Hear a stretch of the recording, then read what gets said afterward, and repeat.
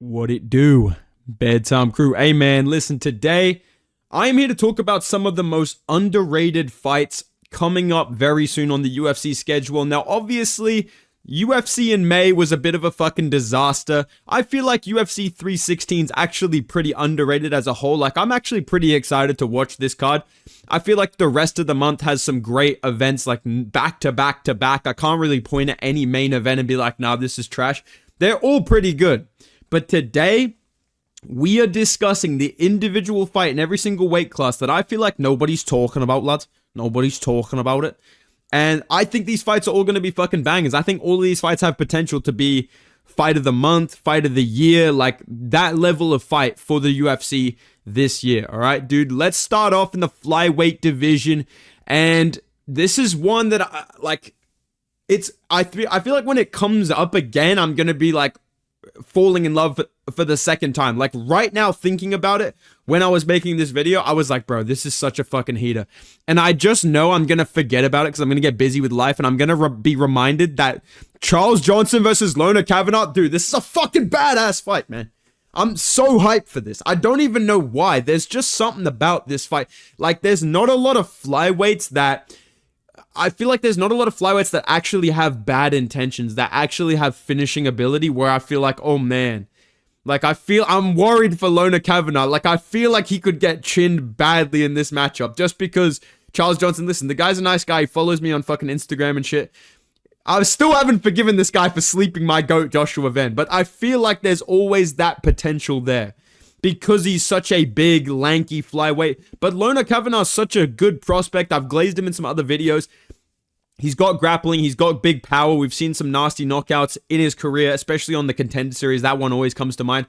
This is genuinely a intense, could be a finish, could be a knockout type flyweight matchup. You don't really get a lot of those. And I feel like even some of the contenders, like even my GOAT Steve Erceg versus Alex Perez, do I think there's going to be a brutal knockout? Probably not. In this fight, I genuinely feel like a finish is very likely, and I feel like I'm going to be nervous watching it the whole time. So, shout out to Charles Johnson, shout out to Lona Kavanagh. I think this is one of the most under-the-radar bangers coming up in the flyweight division.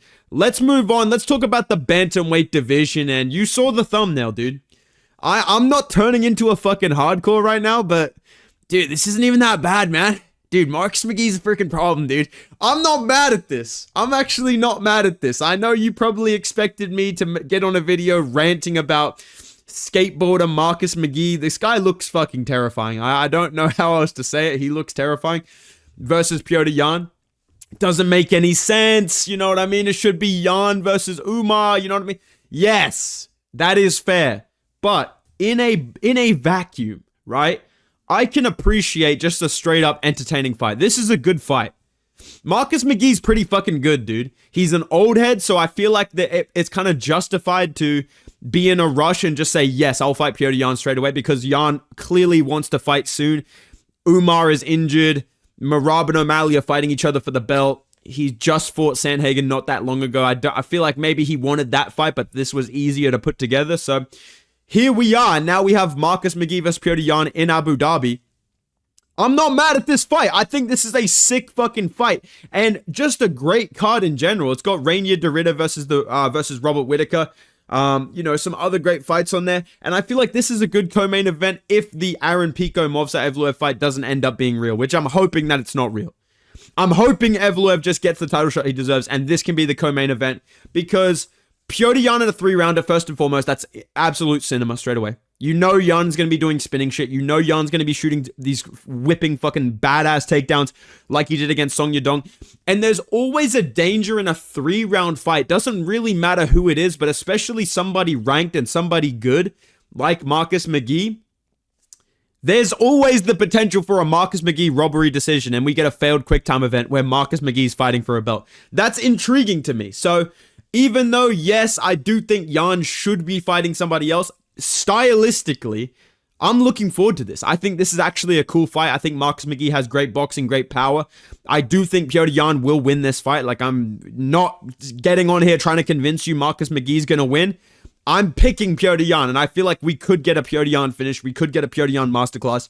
I think this could be a fucking banger, dude. I really feel like this could be a real scrap. So I'm going to say when I look at the whole bantamweight division, this is probably the coolest fight booked right now that nobody's really nobody's talking about it, lads. Nobody's talking about it. Know what I mean, lads? So that's the fight I'm picking for the bantamweight division. All right, man. Let's move on to the featherweight division. Now, you thought that was hardcore. This video is a fucking... Dude, I'm going deep in my bag for this video, bro.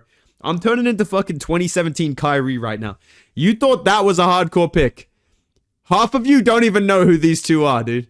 Half of you don't even know who just showed up on your screen right now. Don't even fucking lie. In the featherweight division, yes, Calvin Kattar versus Steve Garcia. I think that's a really underrated fight. That's going to be a banger. Probably just going to be a brutal, depressing round one finish for Steve Garcia. So I'm not going to pick that one here. I think Hyder Emil versus Jose Delgado. This is a fucking banger, dude. This is actually two blocked. Look at the guy's head shape, dude. Look at these guys' head shapes. These are two certified blockheads going at it, scrapping. Not a lot of technique on the line. Mainly going to be a boxing fight. I guarantee you this will be a fucking war for as long as it lasts. I think this will be a fight of the month. This will be a fight of the night. Guaranteed. If you've watched both of these guys fight, they have a lot of knockouts between them. Jose Delgado has a 100% finish rate. I am literally Dana White right now. Listen, this kid's got a 100% finish rate. This is a badass fight. Tickets on sale now. I do think Hyder Emil versus Jose Delgado is a banger. When you look at the rest of the featherweight division, there's a lot of fights that are about to get booked. Like, I definitely think now that UFC Noche has been moved, and I'm going to be doing a video about that next week after UFC 316. I do think now that Noche has moved to Texas, that the main event probably will be Lopez versus either Gene Silva or Lopez versus Yair Rodriguez. Please give us that fucking fight, dude. And that's obviously like a huge deal. That's going to be a big video when that comes out, and that people are going to be excited for that.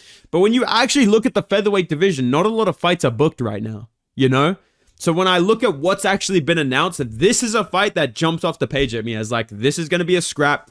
Nobody's fucking hyping this up. But I guarantee you after this fight, people will be like hyped about this. So that's my pick for the featherweight division. Very, very hardcore pick by me. I am actually a hardcore MMA fan, guys. I know people like to call me a casual, fence time MMA, casual time MMA.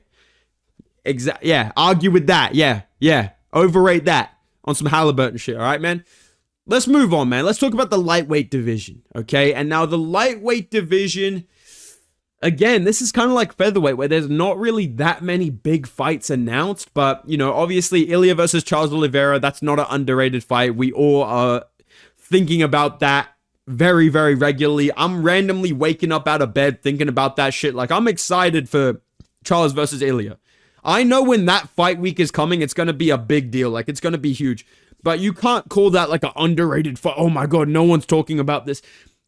I'm looking at the fights that have been announced that I think are guaranteed to be entertaining, that are guaranteed to be good fights, that I think people will be really, really happy watching, that nobody's really hyping up that much. I think, dude, I'm not trying to be I'm not trying to win back all the fucking, dude, Jan by murder, bro. Dude, Leon by TKO, bro. I'm not trying to win back the fake hardcores. But I am actually excited for this fight. I know people have this perception of me that I'm like, I just go against whatever is popular and I never enjoy anything and I like boring fights. I fuck with this fight heavily. This is a great fight. This is great matchmaking. It's a super entertaining fight. The UFC Baku card is actually sick as well. That's another fight card happening this month that I'm super excited to see. And I feel like this is how the division should be booked. Why can we not just have every single division play out like this fight, where it's like number 11 versus number 13. One of them's coming off a loss. One of them's coming off a couple of wins. It really shouldn't be that fucking hard, dude. Like, there's some exceptions need to be made, obviously, when it suits a fighter that I like. But for the most part, this is great matchmaking, number one. And the actual matchup between, in my opinion, an oversized lightweight in Bahamondes, like he's ginormous, he's really tall for the division, versus Fiziev, who honestly I think should move to 145, but he's still so good. And I don't rate Bahamondes on the same level as the guys that have beat Fiziev, bro. Like, I don't rate Bahamondes as good as Gamrot. I think Gamrot would beat him. I think Gaethje would beat him. You know what I mean? All the guys that Fiziev has lost to, I really don't rate Bahamondes on that level. And I feel like I'm not going to say he fluked a win over Jalen Turner, but come on, dude. Jalen Turner literally put himself in the triangle. Okay, guys, enough time has passed that it's not me coping over a bad pick. Jalen Turner threw himself in the triangle. Can we just be honest here? This is a safe space, guys. We all picked Jalen Turner. We all thought he was going to win that, and he threw himself in the triangle. There's nothing else to say about it, dude. That being said, though, Bahamondes is still really entertaining. He has really good striking. He trains with a good team. He trains with the GOAT, Bilal Muhammad. I think his jiu-jitsu and grappling has improved, but that's still a bit of a weakness. But in this fight, it's not going to come up. It's just going to be either he stands and trades with Fiziev, and it's super exciting, or he mixes up the grappling, and we get to see Fiziev's athletic takedown defense, because he is actually a very underrated grappler, I would say Fiziev is. And you know, maybe a bit overrated in terms of his power. So I think we're going to get a 3-round fight between these two, unless there's a finish from Bahamondes, in my opinion, by submission. Maybe Fiziev KOs him, but I'm going to say this does go the distance. It is a scrap. It is a war. And I think regardless of who wins this fight, it's going to be super entertaining, and it's going to be something exciting for the lightweight division. So this is my pick as like an underrated banger happen at 155 that nobody's really talking about, okay? Next one to talk about, the welterweight division. Can we... All right, I know that one of the top comments is about to be like, yo, JDM is not fighting Aspinall, bro. Calm down. Or some shit like that, bro. You guys just fucking... Dude, I can't say shit, man. And oh, man, I can't even say, bro. But listen, man, when it comes to the welterweight division, in my opinion, why is nobody talking about the fact this is happening next week? This is literally happening next fucking weekend, dude. Kamaru Usman is coming back. Like, just think about the magnitude of this fight. Kamaru Usman is coming back from like a 3-year layoff. Almost a 3-year layoff. And he's coming back against Joaquin Buckley, who is on a great run. He's fighting every boss fight in the division. You know, Colby, Wonderboy, Luque. This is a sick-ass fight because genuinely, I do think Buckley wins this. And I'll talk a lot more about this next week just because... He doesn't really have like, okay, if Buckley had no cardio, or if Buckley's chin was kind of sus at welterweight, or if, you know, Buckley couldn't really grapple that much, we haven't really seen it, I would say, you know what, Usman can definitely win this fight. And I still think Usman is that good skill-wise where he can obviously beat Buckley, but I'm going to say Buckley does win this fight, and I think that it will be a finish. Like, I think the build-up to this fight is going to be super entertaining. These are two guys that are naturally very charismatic. They have good ability to promote their fights. They should do some sort of press conference and some sort of face-to-face for this fight, but they won't. That's the worst part. They will just have, like, Usman, I don't even fucking know. Like, they'll do some goofy shit on Instagram. Like, they won't have these two sit face-to-face and have a real stare down, have a real conversation, have a press conference or anything for this, like they have with some big fight nights in the past. And I think they're missing out because, in my opinion, this is not being talked about enough. This is actually a huge deal at welterweight. If Usman wins this, that's a great fucking win for him, dude. That is a borderline, okay, you get to fight Bilal Muhammad, or you get to fight, I don't know, like Shavkat, and you get a title shot type win. And if Buckley wins this, he's next in line for a title shot after Sean Brady.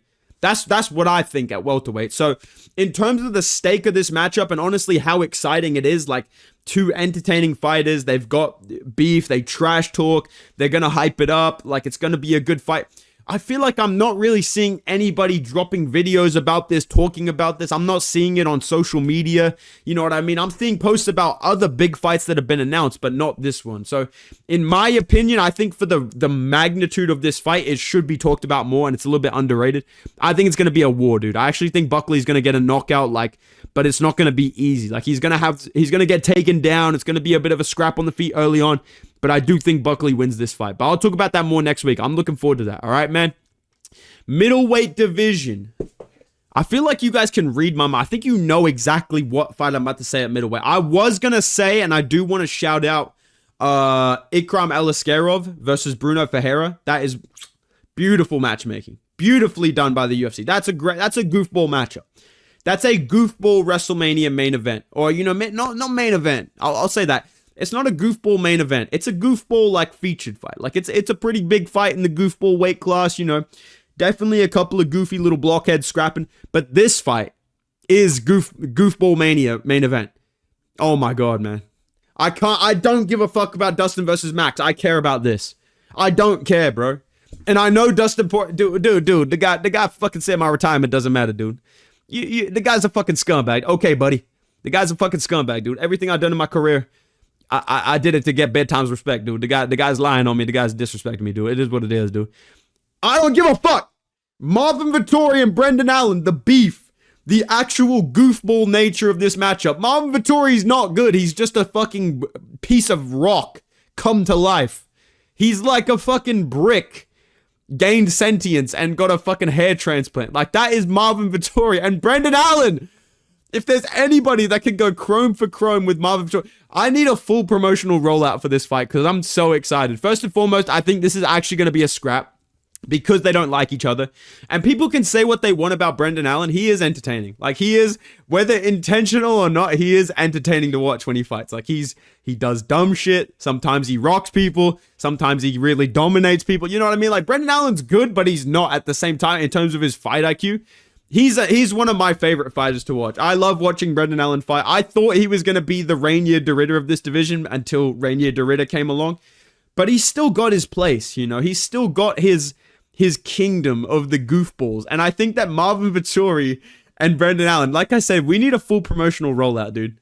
I need the fucking UFC team to have these guys playing fucking chess against each other. Dude, what the fuck, dude? That's not even a fucking move, bro. What the fuck, dude? Like, I need a full contest of champions between these two because I think this is genuinely going to be so entertaining. In the build-up, the actual fight, there may be a crash out after the decision is read out and Marvin Vettori loses by decision. There's so many layers to this. I cannot wait.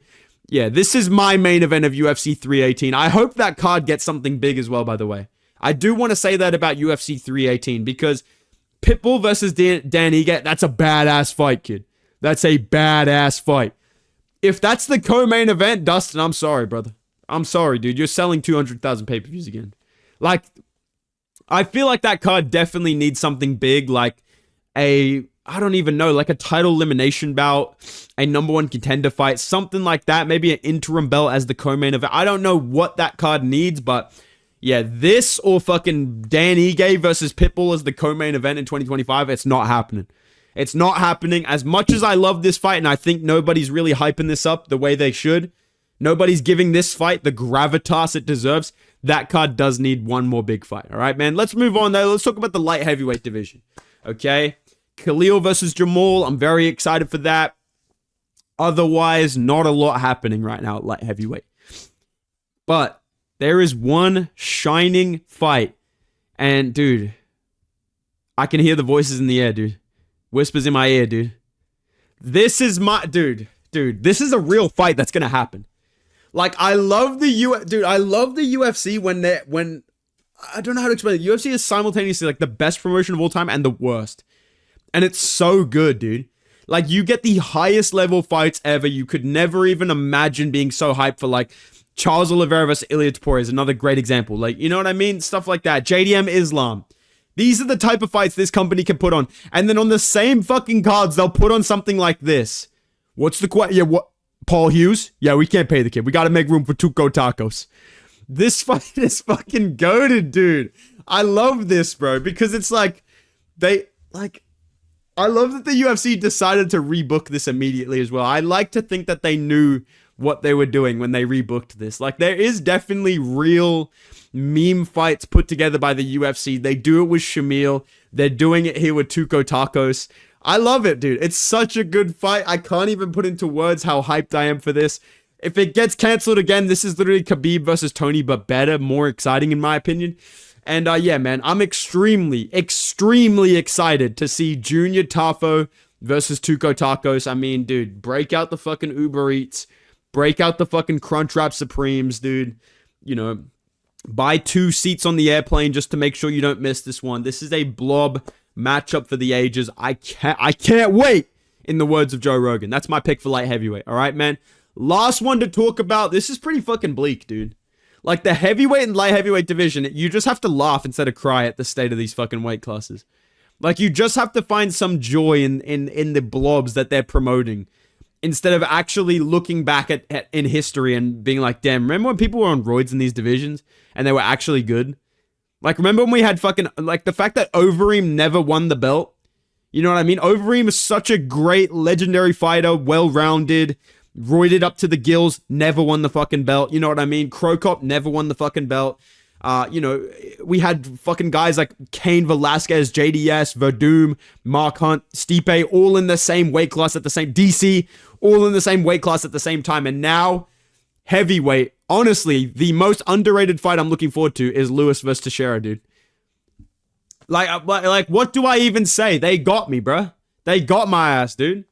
I want to see these two in the same... Like, how the fuck are these both professional MMA? Like, Teixeira looks fucking terrifying. I will give him that. Derek Lewis is just a fat, athletic guy. Like, I don't know. He's athletic, but he's not. He doesn't look athletic, but he is. And I feel like this is low-key actually a very intriguing fight. Like, the division is in fucking shambles. The fact that this is probably the best fight they've announced at heavyweight for this year so far.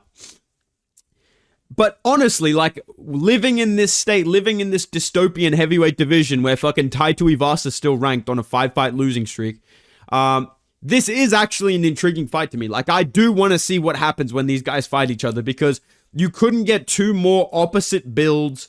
You couldn't get, like, I have no idea what's going to happen in this fight. Not in a good way, but just in a, it's so bad I can't look away type of way. So these are the fights, in my opinion, that are the most underrated bangers coming up in the UFC lineup. Let me know what you think in the comments down below. What fight are you looking forward to that you don't feel like anybody's talking about that's been announced? Let me know what other fights you think are going to get announced soon that'll be bangers. Drop that in the comments down below. Make sure you guys drop a like on the video if you enjoyed this. Subscribe to the channel. I will be doing an immediate reaction video to UFC 316 after the card has ended, so make sure you subscribe for that. Go follow me on Instagram and Twitter as well at Bedtime MMA, and I will see you guys in the next video, man. Goodbye.